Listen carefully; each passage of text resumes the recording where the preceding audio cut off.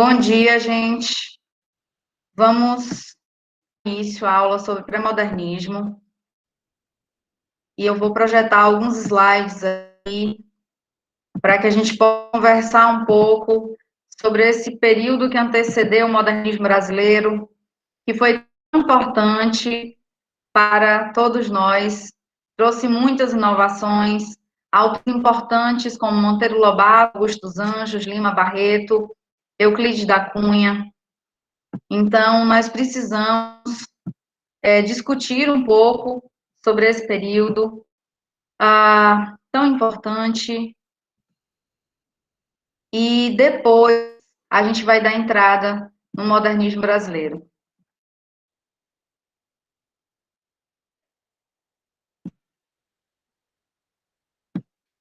Vou só projetar aqui para que a gente possa continuar.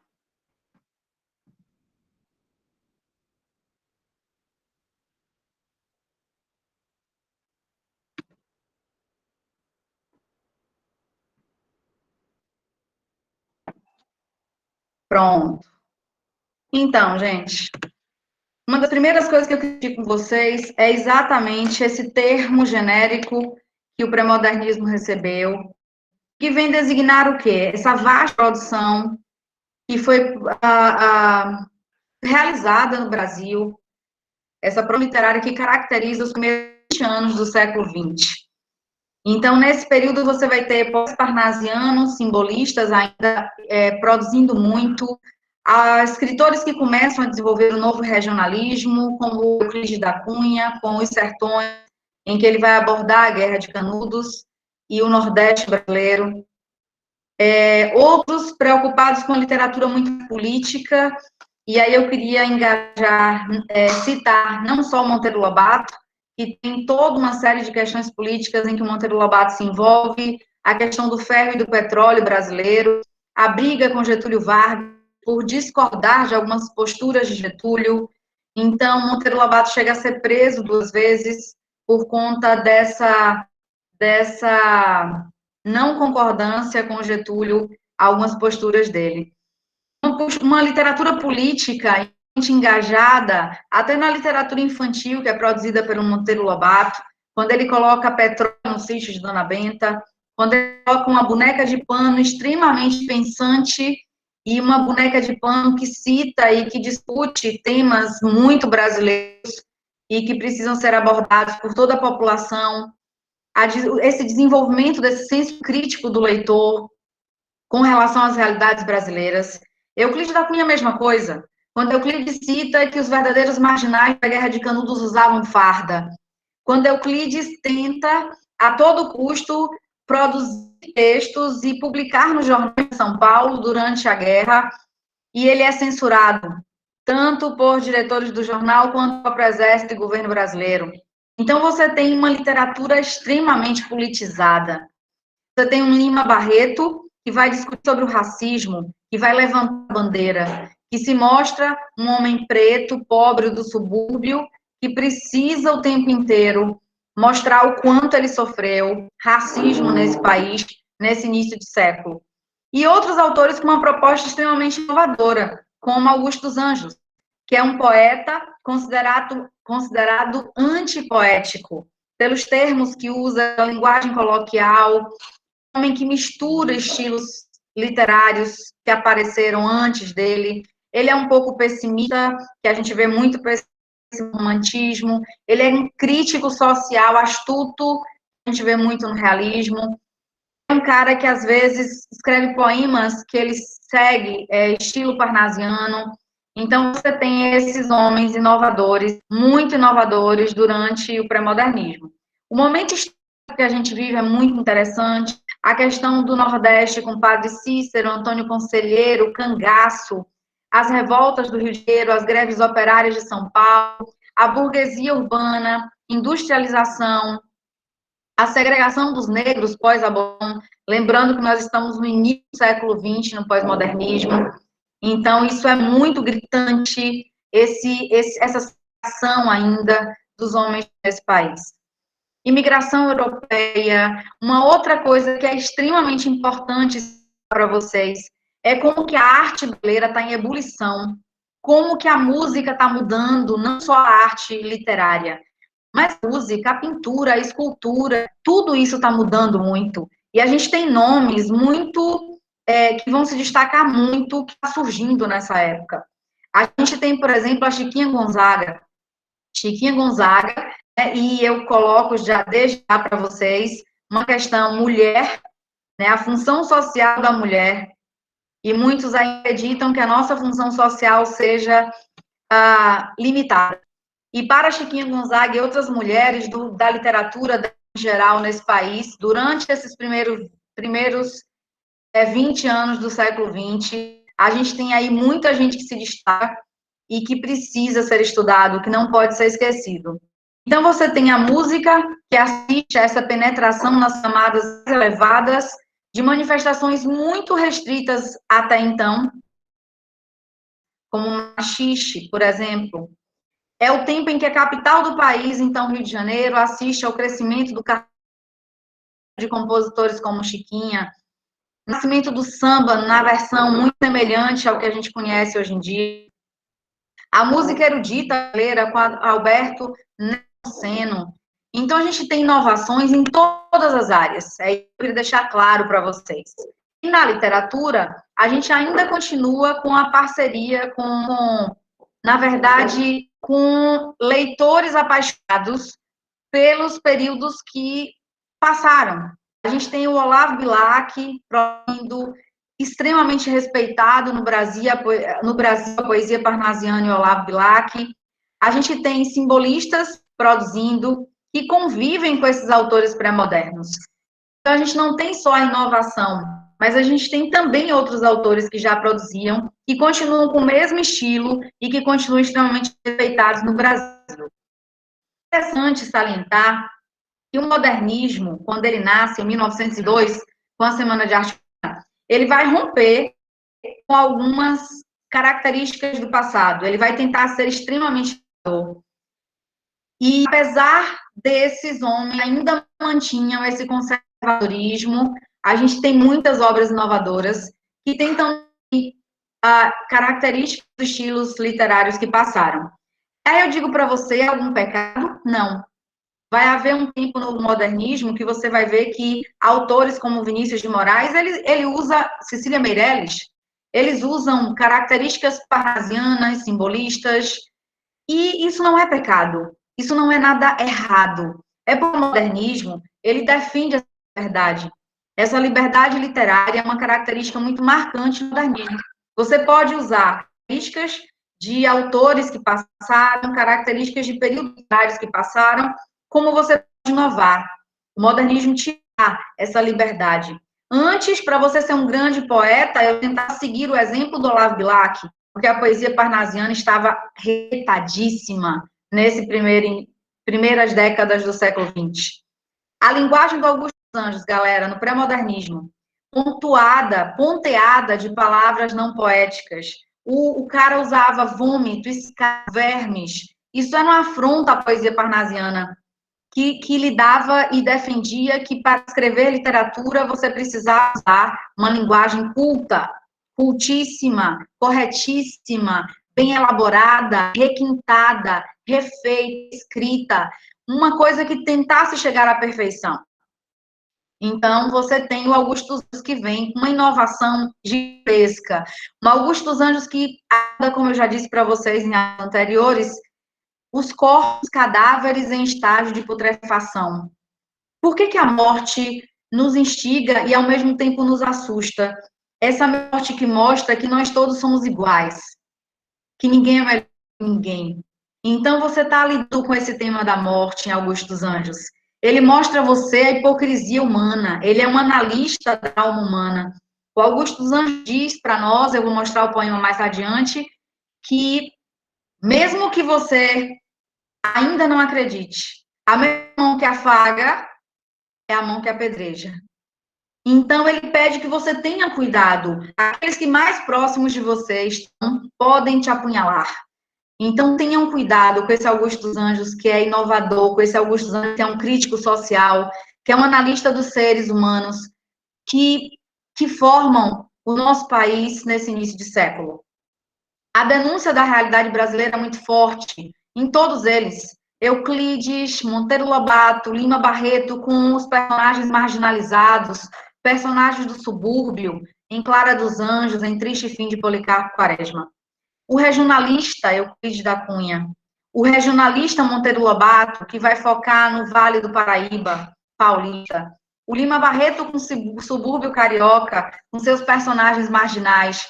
Esse regionalismo tão forte, tão marcante, tão importante, você não precisa ser um homem de literatura, uma mulher de literatura que usa apenas temas universais, como o poder do dinheiro sobre os homens, como a hipocrisia humana, mas você pode usar temas muito regionalistas, e isso também faz parte de uma literatura extremamente importante para o nosso país. Uma outra coisa do pré-modernismo que eu acho fenomenal: os tipos humanos marginalizados estão no foco da literatura. O sertanejo nordestino, eu citei para vocês isso na aula passada. O Nordeste era visto pelo resto do Brasil, boa parte do Brasil, ainda com ideias pré-concebidas. As pessoas eram preconceituosas com o povo nordestino. Elas tinham uma ideia do que nós éramos. E o Euclides da Cunha mesmo, quando chega aqui, ele muda completamente essa ideia de nordestino. O Euclides tem frases mais importantes do livro dele e mais lindas da literatura brasileira. O sertanejo é, antes de tudo, um forte. Se você for buscar na literatura de Euclides, ele diz para você que, a priori, na primeira vista, o sertanejo parece fraco, desnutrido, uma pessoa extremamente fragilizada, mas que esse mesmo sertanejo, fragilizado pelo sofrimento, fragilizado pela falta de emprego, fragilizado pela seca, ele vira um titã, se for necessário. Em momentos difíceis, esse mesmo sertanejo vira um titã. Esse sertanejo é, antes de tudo, um forte. E isso muito, muito me identifica enquanto nordestina, enquanto mulher brasileira e nordestina e baiana. Então, você tem esses tipos humanos marginalizados em foco. O caipira, em Monteiro Lobato, os funcionários públicos mulatos também, em Barreto, combatendo o preconceito. O Brasil oficial desse Nordeste tão conhecido pelas pessoas e que ainda hoje, no século XX, sofre tanto preconceito. Muitas pessoas preconceituosas ainda têm uma ideia equivocada do Nordeste, do povo nordestino. Uma ligação com fatos políticos, econômicos, sociais, contemporâneos, e isso acaba diminuindo realidade e ficção. A distância entre realidade e ficção. Antes, a literatura era considerada extremamente ficcional. Então, você tinha uma literatura que estava o tempo todo sendo vista como algo que tinha personagens fictícios, histórias fictícias, e depois a literatura foi percebida como algo que se aproxima muito da história, e que não dá para estudar literatura se você descontextualizar o autor. Então, você precisa contextualizar esse autor, verificar em que contexto histórico esse viveu, para entender a literatura que ele escreve. Existem hoje estudos na área de literatura nas universidades brasileiras sobre história e literatura, sobre como a literatura influencia na história e a história influencia na literatura. Então, diminui uma realidade ficção, uma distância entre realidade e ficção. Um dos homens, para mim, considerados muito importantes para o pré-modernismo brasileiro foi o Euclides. Eu já conversei com vocês algumas coisas sobre esse cara.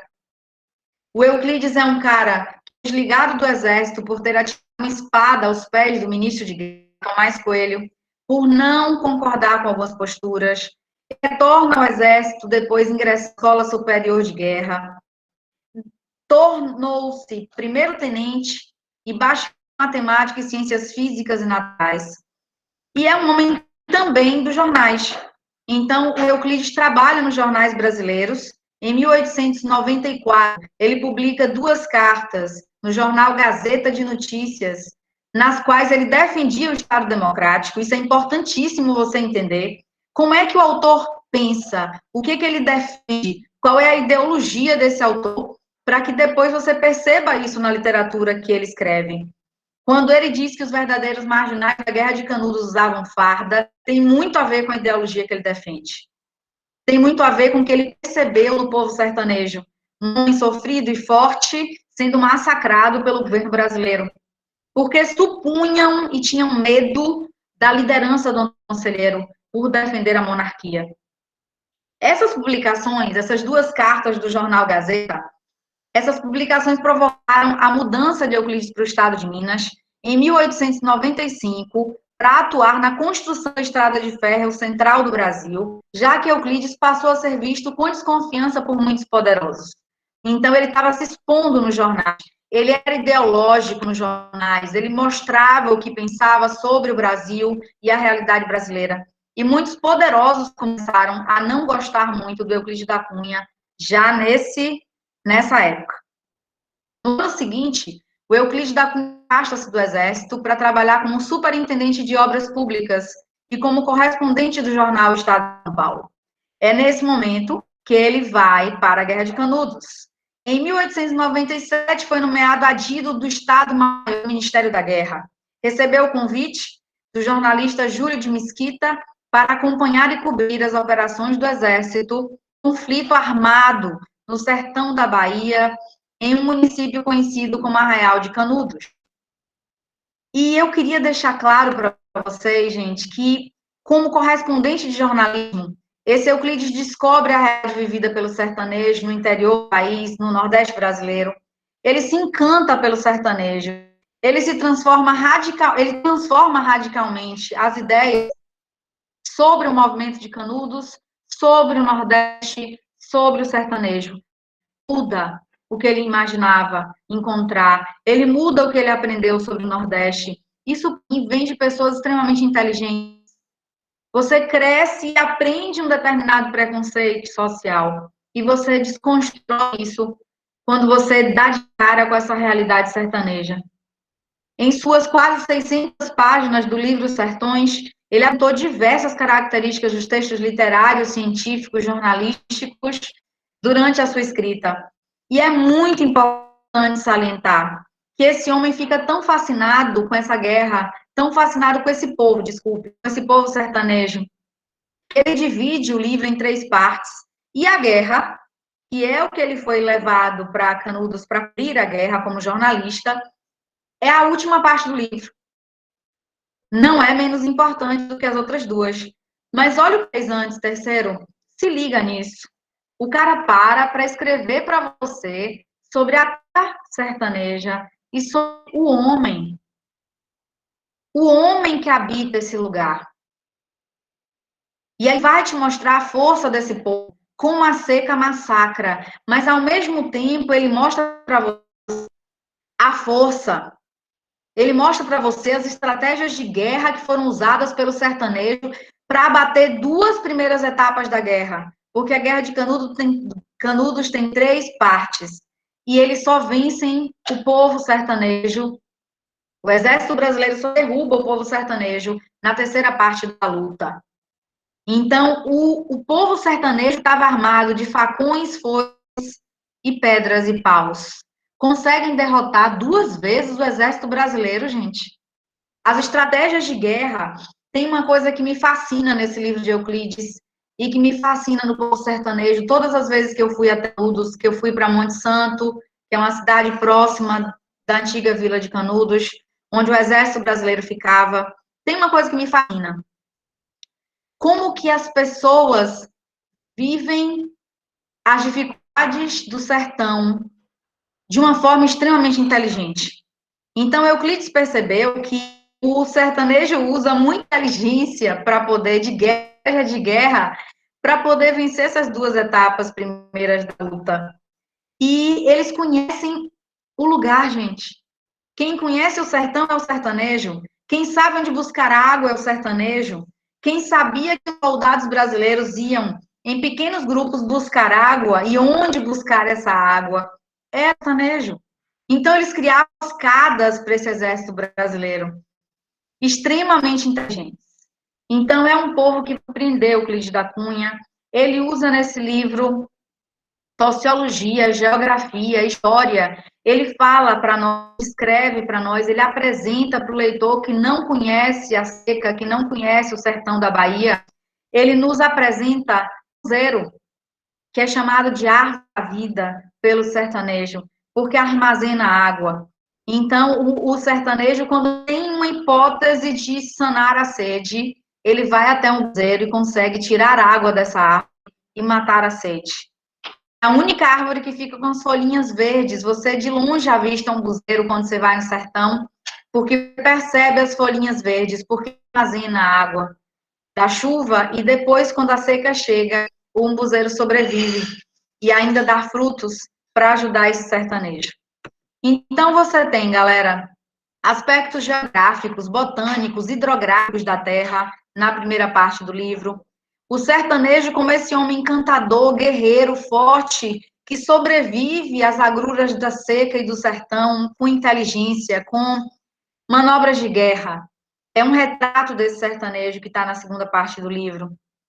E a terceira parte do livro, ele descreve o combate, ele descreve a guerra, ele descreve a perseguição ao Antônio Conselheiro. Eu trouxe um trechinho de cada parte desse livro, só para você conhecer a linguagem desse homem. Realmente, entre os agentes determinantes da seca, se intercalam de modo apreciável a estrutura e a conformação do solo. O martírio do homem ali é o reflexo de tortura maior, mais ampla, abrangendo a economia geral da vida. Nasce o martírio celular da Terra. Isso é a descrição geológica, geográfica, do clima, de todo o cenário que Euclides estava acompanhando quando foi para a Guerra de Canudos. Eu tenho, da segunda parte do livro, em que ele descreve o sertanejo, exatamente o sertanejo que eu te disse no início dessa aula. O sertanejo forte, mas que antes, ao primeiro olhar, você vê fragilidade. Depois, quando ele percebe, ele pode se transformar num titã, a depender da necessidade. O sertanejo é, antes de tudo, um forte. Não tem o raquitismo exaustivo dos mestiços neurastênicos do litoral. A sua aparência, entretanto, ao primeiro lance de vista, revela o contrário. Falta-lhe a plástica impecável, o desempenho, a estrutura corretíssima das organizações atléticas. Entretanto, toda essa aparência de cansaço ilude. Nada é mais surpreendedor do que vê-la desaparecer de improviso. O homem transfigura-se, empertiga-se, e da figura vulgar de Tabaréu Canhesto reponta inesperadamente o aspecto dominador de um titã. Terceiro, acobreado e potente, num desdobramento surpreendente de força e agilidade extraordinária. Esse é o sertanejo de Euclides que me encanta. Esse é o sertanejo de Euclides que eu já disse a vocês que me faz chorar em sala de aula, porque eu fico extremamente emocionada com a poesia que esse homem coloca ao descrever os homens nordestinos no livro Canudos não se rendeu. Exemplo único em toda a história. Resistiu até o esgotamento completo. Caiu no dia 5, ao entardecer, quando caíram os últimos defensores. Todos morreram. Eram 4 apenas. Um velho, 2 homens, feitos, e uma criança. À frente dos quais rugiam raivosamente 5.000 soldados. A luta constituída da narrativa das 4 expedições do exército que foram enviadas para sufocar a rebelião de Canudos, que reuniu os bandidos do sertão. Jagunços, bandidos, cangaceiros. Havia cerca de 20.000 habitantes no arraial, na maioria ex-trabalhadores dos fundos da região. Uma comunidade que se uniu para tentar sobreviver era Canudos, tendo como líder o Antônio Conselheiro. Euclides, que testemunhou o fato, repórter do jornal São Paulo, escreveu trechos impressionantes com seu poder descritivo, como, por exemplo, o tratamento dado pelos soldados às vítimas, nesse caso, meninas. Mulheres sertanejas. Eu não quis, confesso a vocês, continuar a citação, até porque eu não conseguiria ler. Eu só digo para vocês que ela começa da seguinte forma: agarravam-na pelos cabelos.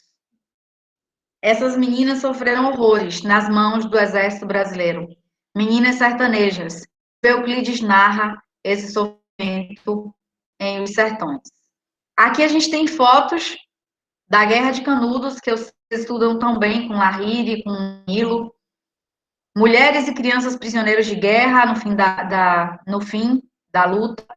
O corpo do conselheiro, que quando a luta acaba, ele já está falecido há 3 dias, sepultado há 3 dias, e ele foi, segundo na história, exumado para arrancarem a cabeça, levarem a cabeça do conselheiro para o governo brasileiro, provando que o líder da bando de jagunços, de pessoas violentas, estava morto. Curiosidade sobre a morte de Euclides, só uma curiosidade rápida. Assassinato de Euclides da Cunha. O assassino de Euclides também mata o filho do autor. Existe uma história que consta o seguinte, uma história real. Ao descobrir que estava sendo traído, o Euclides da Cunha saiu de casa, determinado a matar ou morrer.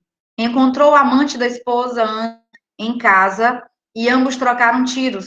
Euclides foi o primeiro a acertar, mas Dilermano, o outro, que deu o tiro certeiro e matou Euclides da Cunha. Infelizmente, galera, Euclides viajava muito, não é uma justificativa, mas a Ana ficava muito só. A Ana acabou se envolvendo com uma pessoa chamada Dilermano, e o Euclides tenta matar Dilermano, tenta se vingar a sua honra na época, e infelizmente Dilermano mata Euclides da Cunha. Anos depois, Euclides da Cunha filho atentou novamente contra Dilermano, que, não querendo matar o filho da amada, tentou fugir, mas como sua vida estava em jogo, atirou e também matou o filho de Euclides da Cunha. Depois disso, o Dilermano foi julgado, não só pelo júri, mas pela sociedade brasileira. E no julgamento, o Dilermano foi absolvido. Então, pai e filho morrem pelas mãos, na época, do amante da esposa do Euclides e depois pelo companheiro da ex-esposa, no caso, viúva de Euclides da Cunha. Um outro homem fenomenal, singular, é o Lima Barreto, neto de escravos, filho de pais livres, nascido no 13 de maio, terceiro, de 1881, mesma data em que 7 anos depois a Áurea colocaria fim na escravidão. Lima Barreto abordou o tema na maior parte dos seus livros. Sua obra, nesse sentido, é extremamente autobiográfica. Aquela obra, terceiro ano, em que o autor conta fatos em que viveu. Ele vive, cria essa literatura com personagens outros, mas que vivenciam muito do que ele passou na vida real.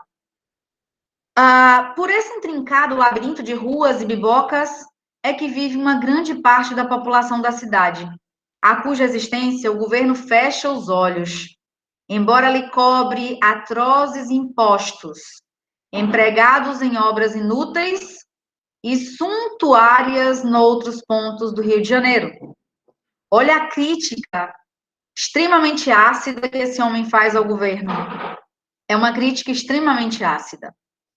A população da cidade, o governo não dá atenção, mas cobra muitos impostos para esse povo. O Brasil da mobilização urbana é o Brasil do Lima Barreto, desculpa, um homem negro, funcionário público, que teve um problema com o alcoolismo, que vem do subúrbio e que tematiza muitos desses personagens também. pessoas que são muitas vezes deixadas de lado pelo governo. Tem algumas coisas que eu queria citar para vocês. No topo da ficha da primeira internação do Lima Barreto no Hospício Nacional, o escritor é identificado como branco. O Lima Barreto teve problemas graves com alcoolismo e, infelizmente, ele precisou ser internado. Teve problemas também e foi internado no hospício. E eu vou mostrar a vocês a ficha que o Lima Barreto, do internamento do Lima Barreto, e que, infelizmente, coloca o Lima Barreto como branco. Nesse caso, o branqueamento desse autor de literatura brasileira é ainda mais absurdo, porque ele é negro, e no último país a abolir a escravidão no mundo, ele foi uma questão central na vida dele, o racismo. Aí vocês podem notar, nome Afonso Henrique de Lima Barreto, cor branco, infelizmente. E o mais interessante, gente, logo abaixo a foto dele, um homem negro. A biografia escrita pela historiadora Lilia Schwartz é um retrato vigoroso desse escritor negro que fez da literatura algo autobiográfico, mostrando o próprio sofrimento em seus personagens.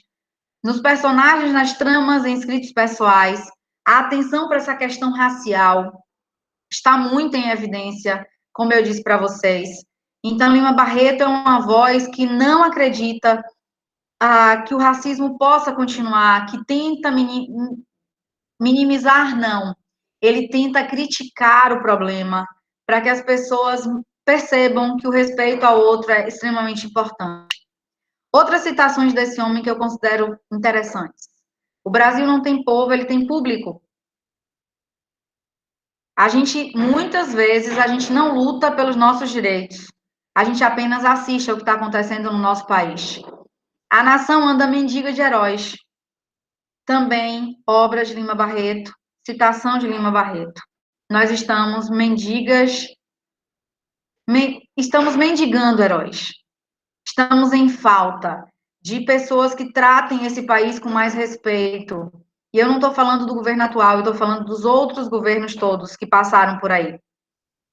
Na sala de aula eu não tenho partido político e nem religião. Aí a gente chega num cara que é fenomenal também, que é o Monteiro Lobato.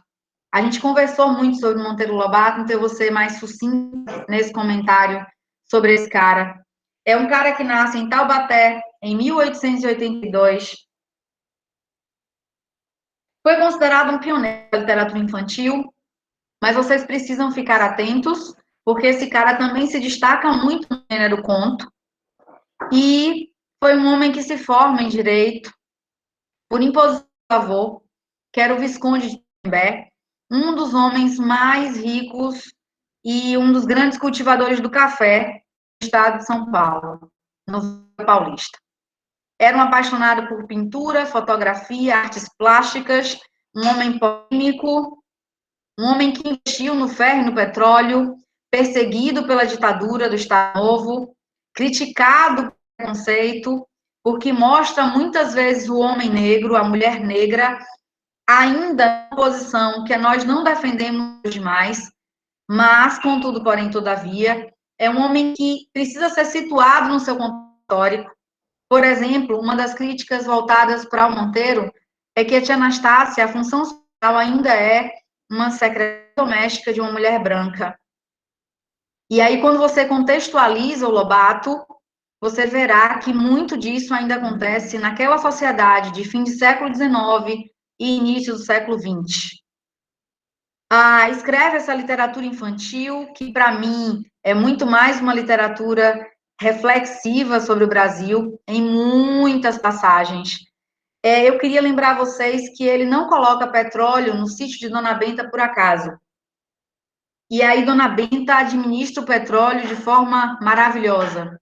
E aí surge uma boneca de pano, crítica das realidades brasileiras, uma boneca de pano que afirma que quem devia governar o Brasil era Dona Benta, porque Dona Benta estava administrando tão bem o petróleo que apareceu no sítio. Então você tem uma Emília que é extremamente crítica com as realidades, e isso não é por acaso. Isso desperta na criança o senso crítico e nos adultos uma reflexão enorme sobre o nosso país. Tem uma frase que eu gosto muito do Lobato, que as pessoas colocam muito na parede das escolas, né? Uma frase bonita, mas eu queria que vocês pensassem sobre a importância. Um país se faz com homens e livros. Então, você tem um Monteiro Lobato que abre uma editora nacional que publica livros de autores que não estão conseguindo publicar pelo custo que isso tinha. Um homem que aposta na literatura e no incentivo à leitura como algo que pode mudar esse país. Pessoas podem mudar esse país através da leitura, porque elas vão ficar mais detentoras dos seus direitos, elas vão saber argumentar mais, lidar melhor com a portuguesa. Dono de um estilo cuidadoso, esse cara não perdeu a oportunidade de criticar atos também do povo brasileiro, como a cópia a modelos estrangeiros. Ele era extremamente nacional. Ele defendia a cultura brasileira. E eu queria citar para vocês, só um exemplo disso, a cultura popular brasileira. O cara escreve muitos livros sobre folclore. Saci Pererê, Curupira, Caipora, são criaturas do nosso folclore que participam das obras do Monteiro Lobato. Torna-se editor, como eu falei com vocês, da Companhia Gráfico Editora Monteiro Lobato, lançando bases de uma editora, indústria editorial do Brasil, domina muitas vezes o mercado do livro nesse país. Então, incentiva autores que estão começando, em uma época, galera, em que os livros brasileiros eram editados em Paris ou Lisboa, Monteiro Lobato torna-se também um editor, para oportunizar mais livros de autores brasileiros para os leitores. Frases de Lobato que eu gosto: nada de imitar, seja lá quem for. Temos de ser nós mesmos. Ser núcleo de cometa, não cauda. Puxar fila, não seguir. Exemplos, por exemplo, exemplos estrangeiros. Um país se faz com homens e livros, esse incentiva a leitura desse povo crítico das suas realidades. Um governo deve sair do povo como fumaça de uma fogueira.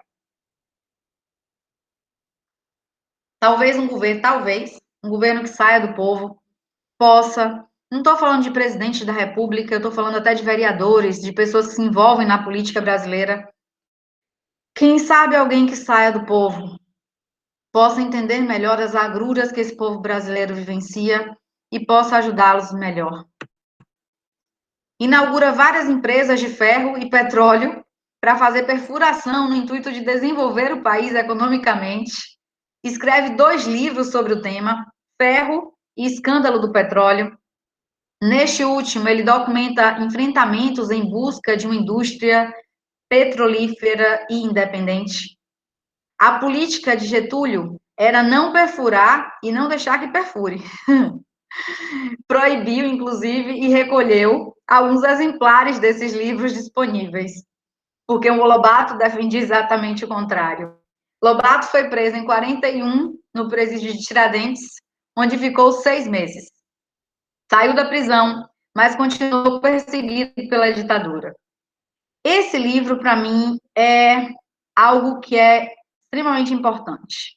Eu queria deixar por conta de vocês as afirmações sobre a acusação que algumas pessoas vêm fazendo a Monteiro Lobato, né, convidando a refletir sobre Lobato ser racista ou não. E é isso que eu quero fazer com vocês. Convidá-los a refletir sobre Lobato racista? Daí eu queria citar 2 obras para que vocês possam ler as obras desse homem, para depois tirar as suas conclusões. A primeira obra que eu queria citar nem é O Presidente Negro, é um conto chamado Negrinha, que é um conto de uma menina extremamente sofrida, filha de escravos, não tem mais o pai e a mãe, que mora na senzala, que pede comida na cozinha da casa grande para sobreviver, e que a dona desses escravos, inclusive a dona, entre aspas, de Neguinha, porque se passa ainda na escravidão, é uma mulher extremamente. Como é que eu vou. Uma palavra, terceiro? é uma mulher que me dá nojo. A dona Inácia é a dona dos escravos, é a dona da negrinha, é a dona das outras pessoas. A menina é chamada de negrinha no diminutivo porque é criança, uma menina negra. Ela não tem outro nome, ela não tem certidão de nascimento, ela é escrava. E essa mulher, ela odeia criança. Só para você entender por que, que eu não gosto de Dona Inácia. Eu tenho uma verdadeira antipatia por Dona Inácia. Eu acho um ser humano desprezível, Dona Inácia. Dona Inácia é uma criatura que odeia criança, choro de criança. E tem uma passagem do livro em que a negrinha, a menina, está chorando de fome na cozinha.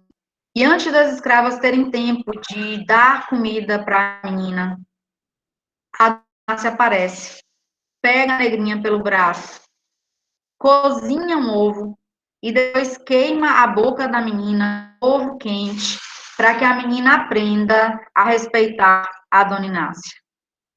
Então, a menina sofre muito nesse livro. Eu não sei, terceiro, e eu deixo para vocês refletirem comigo, mas eu não sei se um racista defenderia tanto a menina como ele defende. Mostraria como o negro é visto com desrespeito, como a escravidão é uma coisa apavorante, assustadoramente apavorante. Uma outra obra que eu queria citar para vocês é O Presidente Negro, em que o Monteiro Lobato escreve uma obra em que ele afirma: desde já eu assino uma coisa, sairá uma novela única no gênero, ninguém lhe dará importância no momento, julgando-a pura obra de imaginação, mas um dia a humanidade se assanhará diante das previsões do autor. O que ele narra nesse livro? Ao abordar a sociedade dos Estados Unidos da América, o Monteiro Lobato fala de uma eleição, gente, ele aborda no livro uma eleição para a presidência dos Estados Unidos, em que concorrem um conservador branco, uma mulher com ideais feministas e um homem negro. Te lembra alguma coisa? O presidente negro, a história do presidente negro, narrada no ano de 2528. E quem ganha essa briga entre um homem branco, uma mulher e um negro é o homem negro. Ele vai ser o primeiro presidente negro dos Estados Unidos da América. Isso lembra muito algo que aconteceu há pouco tempo com Barack Obama no nosso mundo real, uma eleição nos Estados Unidos, com 3 candidatos: um conservador branco, John McCain, um negro, que é o Barack Obama, e uma mulher, que era Hillary Clinton. Um cenário bastante próximo àquele que foi pintado pelo escritor Monteiro Lobato em 1926. Um racista colocando como presidente dos Estados Unidos um homem negro. Um racista colocando, às vezes, a tia Anastácia como uma pensadora e uma divulgadora da cultura popular.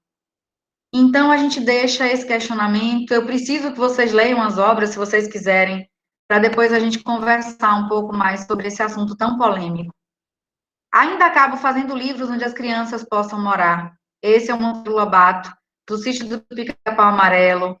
Esse é o Monteiro Lobato da fantasia. Do Pedrinho, que lida com as brincadeiras da infância que a gente não conhece, não vivencia tanto mais hoje com as crianças do século XXI, que era o peão, que era o badoque, que era o nadar no rio, que era ir para o mundo das águas claras, dos peixinhos que ficavam no fundo do rio. Era o mundo da fantasia, da imaginação no meio do mato, na fazenda do antigo avô de Monteiro Lobato, que, segundo o próprio Lobato, fez com que inspirasse Lobato a abordar muito essas questões da fazenda que ele viveu na sua infância. Como escritor literário, o Lobato se situa nos autores regionalistas do pré-modernismo, destaca-se no gênero conto. Nesses contos, ele aborda muitos vilarejos decadentes da população do Vale do Paraíba, quando a crise do plantio de café, o apogeu do café, a decadência do café no estado de São Paulo. Ele aborda muito em livros como Urupês, Cidades Mortas. Essa é uma informação que eu contei para vocês na aula passada.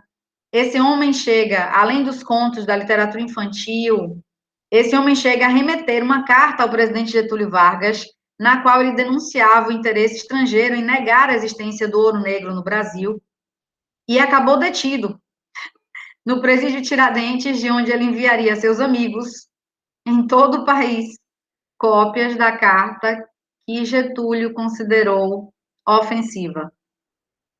Monteiro seria preso de novo, tá? Em 1941, então ele foi preso 2 vezes. Essa é a ficha criminal do Lobato. As fotos, né, Monteiro Lobato, no Arquivo Público do Estado de São Paulo, quando ele foi preso. O que faltava para o Brasil dar um salto para o futuro? Ferro, petróleo e estrada, para escoar os produtos. Esse era para ele o tripé do progresso. Mas as ideias de Lobato acabaram por ferir interesses, especialmente de empresas estrangeiras. Como ele não tinha medo de enfrentar adversários poderosos, acabou na cadeia.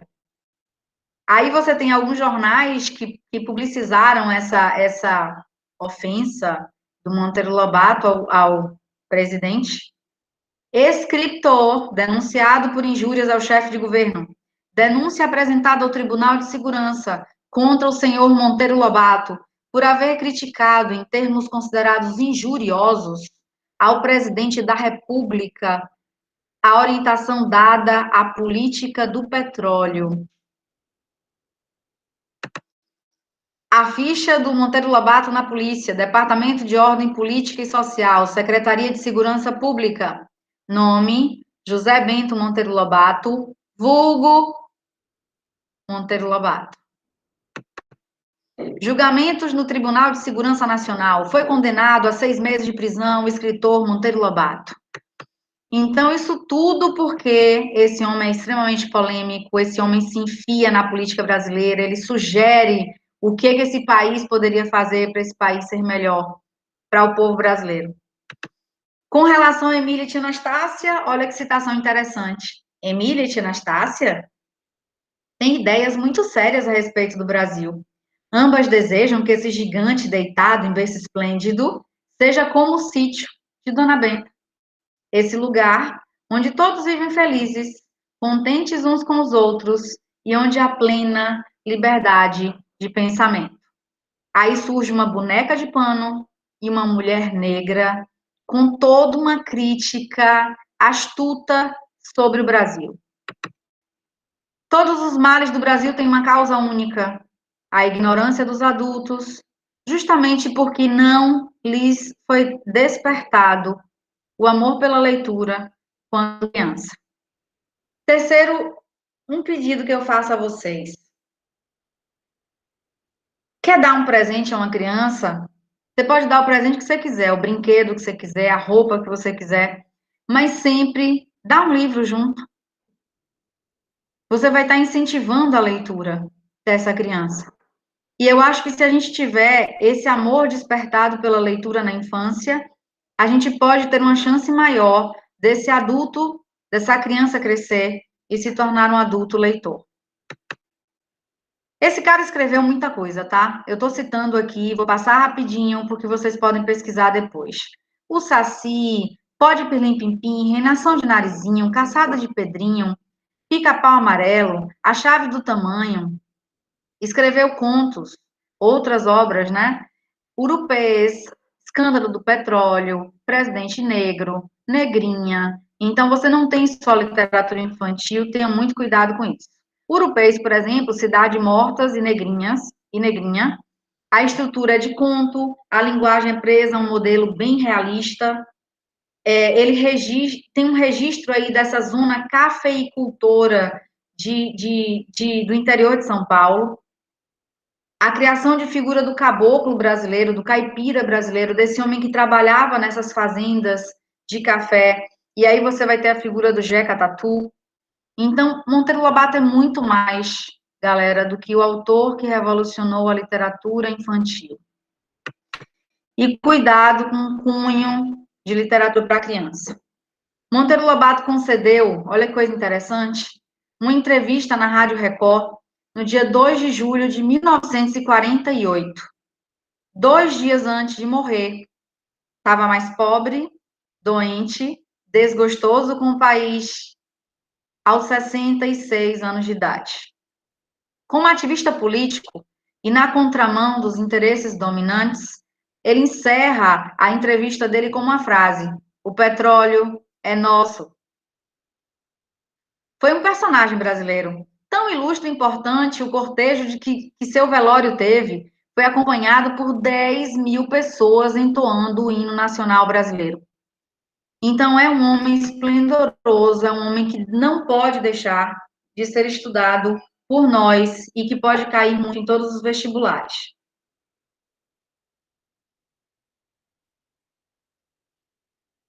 Estamos quase concluindo essa aula. A gente teve aí o Euclides, a gente teve o Lobato, agora a gente vem para um homem chamado Augusto dos Anjos. Esse é o homem notoriamente citado, forma em direito, foi professor de português, aparentava ser extremamente nervoso, muito doente. Desde criança, o Augusto é muito doente. Tem várias características de estilos anteriores, como romantismo, realismo, parnasianismo, que ele utiliza na sua obra. O romântico, a crítica social do realista, muitas vezes até a linguagem mais culta do parnasiano, a rima, a questão religiosidade, que acerca muito o simbolista. Uma coisa, terceiro, que eu disse na aula passada, que eu preciso repetir. Ele só tem um livro. O único título, a única obra do Augusto chama-se Eu. Eu e Outras Poesias. Ele faleceu muito jovem, então toda a sua obra literária foi compilada e colocada num livro. Características do Augusto. O tema morte extremamente cantado por esse homem. E após a morte, nada mais além da desintegração e dos vermes, da putrefação dos cadáveres. Ele adotava um vocabulário de ciência biológica para falar da morte, da decomposição da matéria, expressando uma versão trágica da existência, que para mim, para Ângela, é uma versão extremamente importante, faz pensar na morte. Terceiro, a morte nos assusta, eu sei. Mas ela se torna muito pior quando a gente pensa na decomposição da matéria. Ao mesmo tempo que a gente sabe que a gente dará pó, poeira, a gente também sabe, mesmo fim entre aspas, a gente não pode se achar melhor do que os outros. Então a morte, ela é a maior prova viva de que todos nós somos feitos da mesma matéria. Todos nós vamos nos decompor um dia. O que vem depois delas tem vários questionamentos das diversas religiões, e o próprio Augusto dos Anjos tem as crenças. Mas o que eu estou dizendo é que ele fala dessa decomposição para te mostrar que todos nós somos humanamente frágeis.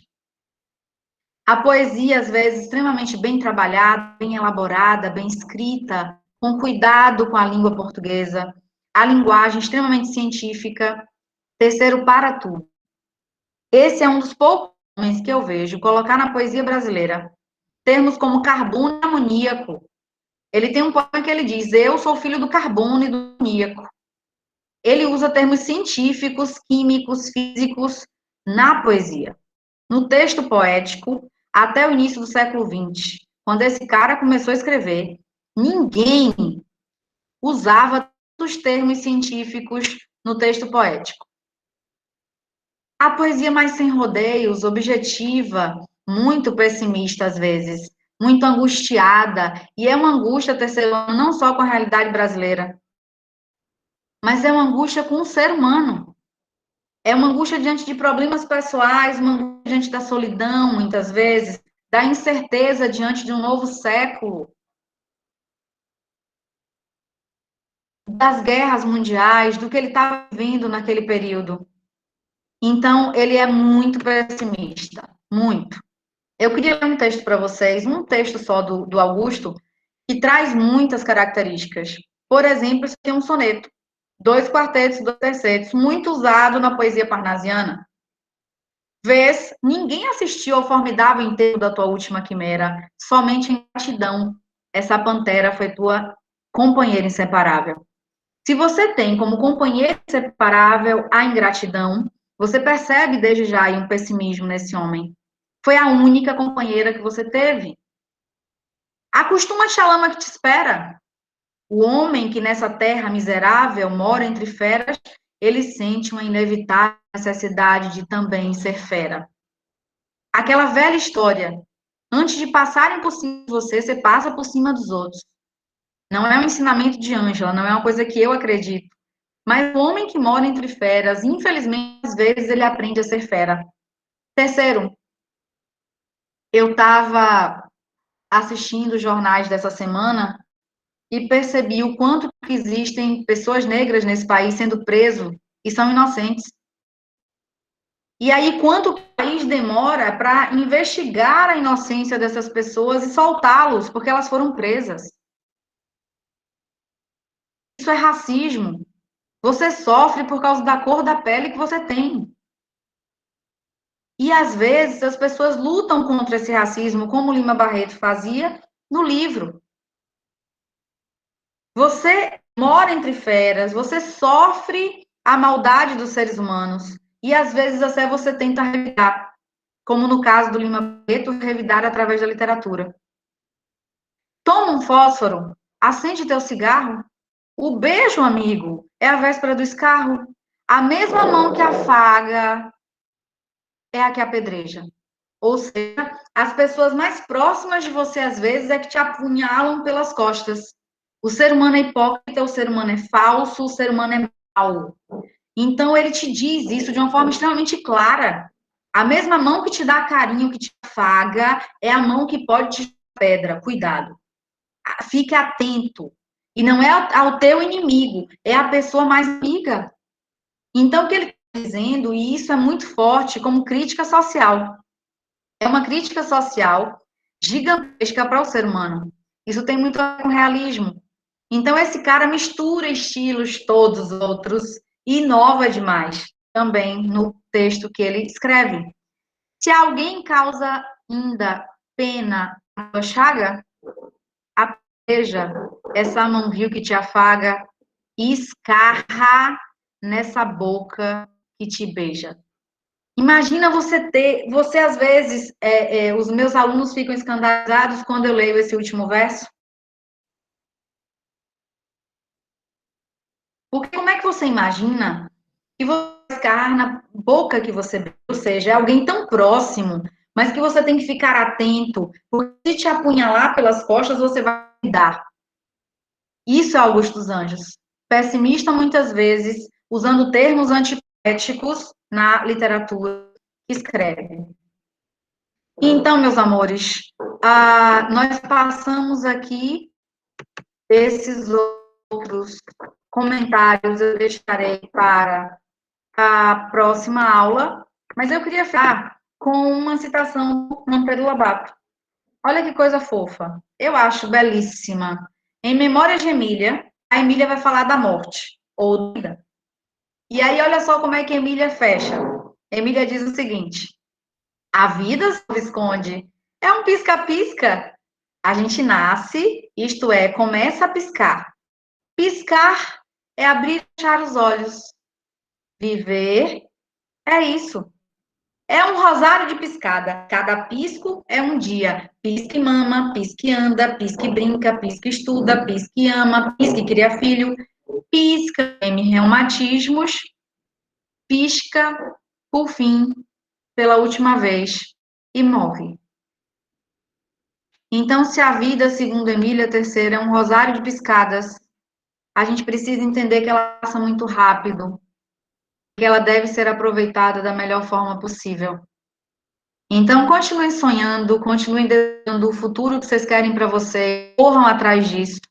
E o que a gente vai fazer é estar aqui para apoiá-los, para tentar dar um arsenal para vocês de conhecimento do que for possível para que vocês almejem passar vestibular que vocês quiserem, no Enem, e consigam fazer a faculdade de vocês. Um beijo, um forte abraço, até a próxima aula. Aguardo vocês.